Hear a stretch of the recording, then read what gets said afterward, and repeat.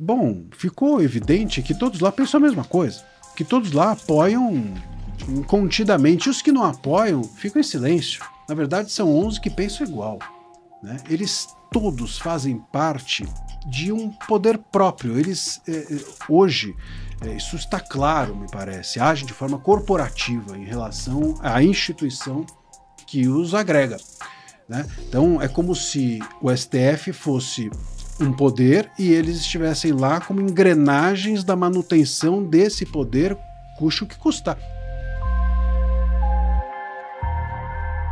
Deixa eu te perguntar sobre impotência. Primeiro advogado do inquérito das fake news. Como se sente um advogado tendo uma OAB inerte diante de que um advogado que nunca, em 5 anos, sendo o primeiro advogado do inquérito, nunca acessou os autos do processo? Como tu, como advogado, se sente com esse momento peculiar da nossa democracia? Sabe quantas vezes a OAB me procurou nesse período todo? 0. Sabe o que é aquele OB? Sabe o que quer dizer, né? Aquele OB da farmácia. Sim. Orifício. Eu acho que tá no mesmo nível ou não? Olha, é possível, é possível. Pra você ter uma ideia, inclusive, tem alguns meses, para você ver, eu tenho, de fato, me tornado depois disso tudo, eu passei a me expor publicamente muito com esse livro. Aliás, sabe uma curiosidade? Olha só como a gente está.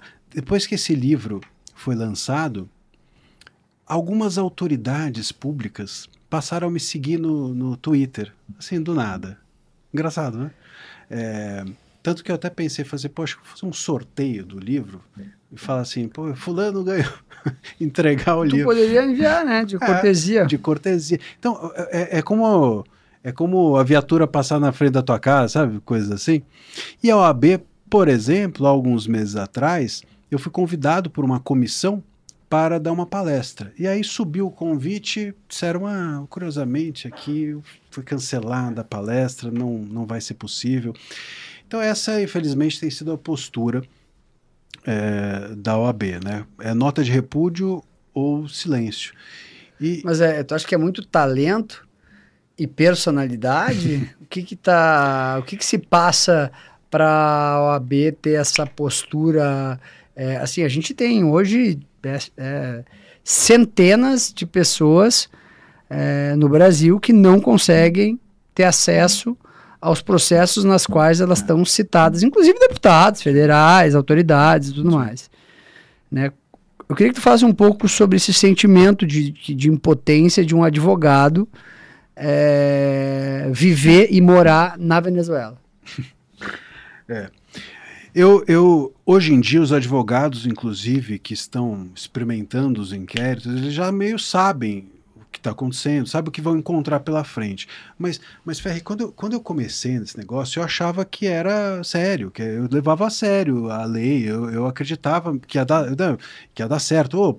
Pra você ter uma ideia de como a coisa eu até conto isso no livro, é como um diário de bordo, então o leitor vai acompanhando o meu desespero. E desses desesperos é porque eu sabia que tinha tem uma súmula vinculante do STF. Súmula vinculante, o que é súmula vinculante? Quer dizer, quando a jurisprudência se pacifica de tal maneira que eles concluem que não tem outro jeito de interpretar aquilo, eles fazem uma súmula. A súmula é vinculante quando aquilo é tão importante que tem que vincular todos os tribunais, é obrigatório. Então o STF fez uma súmula vinculante, número 14, que dizia, ou que diz, existe ainda, todos os advogados e as partes devem ter acesso a todos os autos de inquérito ou processos existentes. Ponto. É isso que diz a súmula. Bom, eu falei, houve ali algum engano, né? Eles interpretaram, esqueceram da súmula, vou lembrá-los da súmula e ter acesso. Eu falava para o meu cliente, fica tranquilo. Eu não acreditava que a gente estava vivendo o que depois eu descobri. E não, até hoje, óbvio, que eles estão há 6 anos descumprindo a súmula vinculante deles mesmos. Né? Então a gente ficava, saiu uma decisão. Mas por que tu acha que tu acha que a gente chegou nesse nível? Por que a gente chegou nesse nível?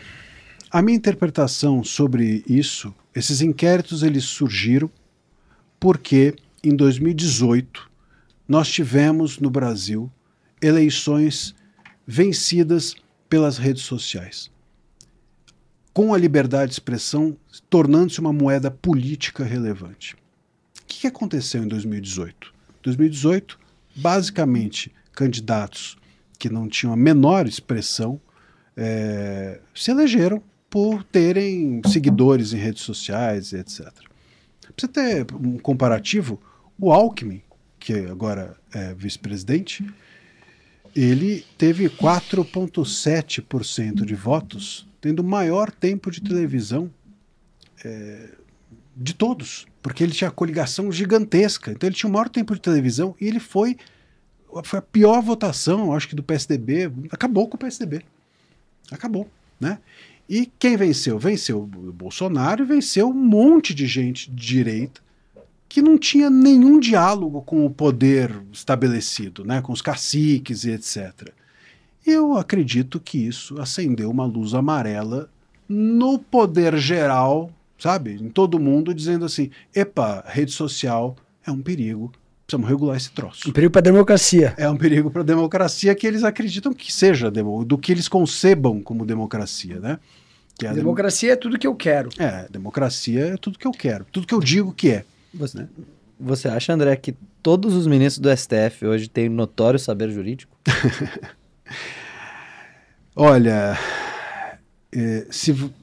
a minha interpretação de notório saber jurídico é o seguinte, é aquele saber jurídico que a pessoa é conhecida pela sua capacidade jurídica, acima de qualquer outra capacidade. Então, o Gilmar Mendes tem notório saber jurídico. Tem. Olha, por incrível que pareça, de fato, o Gilmar Mendes, ele é todo mundo fala muito do Gilmar Mendes, mas ele é um teórico do sim, ponto de um vista... grande jurista. Um grande jurista. Pode não, sarcasmo, não é sarcasmo. Eu acho que ele ali é o que mais conhece direito. Dos que estão lá, eu não saberia te dizer outro.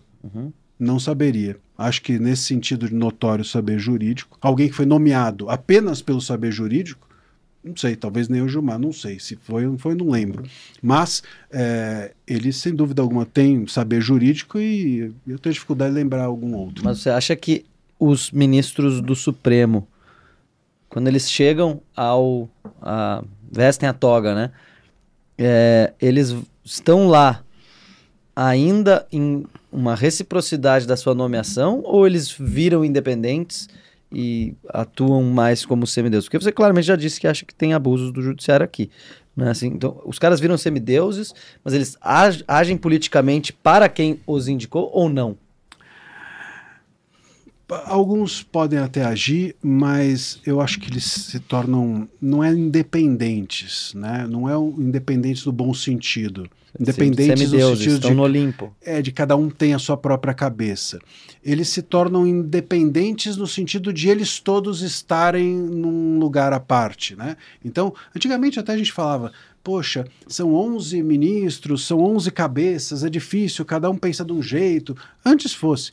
Na verdade, são 11 que pensam igual.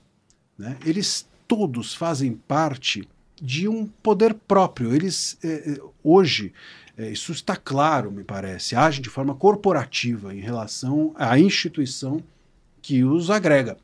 Né? Então, é como se o STF fosse um poder e eles estivessem lá como engrenagens da manutenção desse poder, custe o que custar. Isso fica claro, por exemplo, quando muitas vezes o ministro Moraes aparecia e as pessoas falavam assim, poxa, o ministro Moraes, até impeachment do ministro Moraes, etc. Bom, ficou evidente que todos lá pensam a mesma coisa, que todos lá apoiam incontidamente, e os que não apoiam ficam em silêncio, né?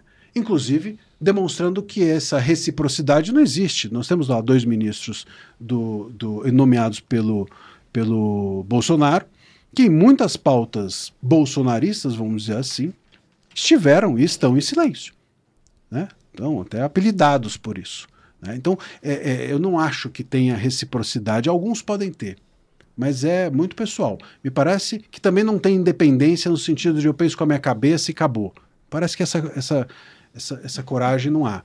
Eu acho que eles têm uma vontade de exercerem a manutenção do poder que hoje chama-se STF. É um poder próprio. É como se eles estivessem descolados um pouco do próprio judiciário. Eles brigam com o judiciário. Eles compram brigas com a Justiça do Trabalho. Os juízes têm críticas imensas a eles. Então, é como se eles estivessem realmente num lugar ali, à parte do judiciário e talvez da realidade.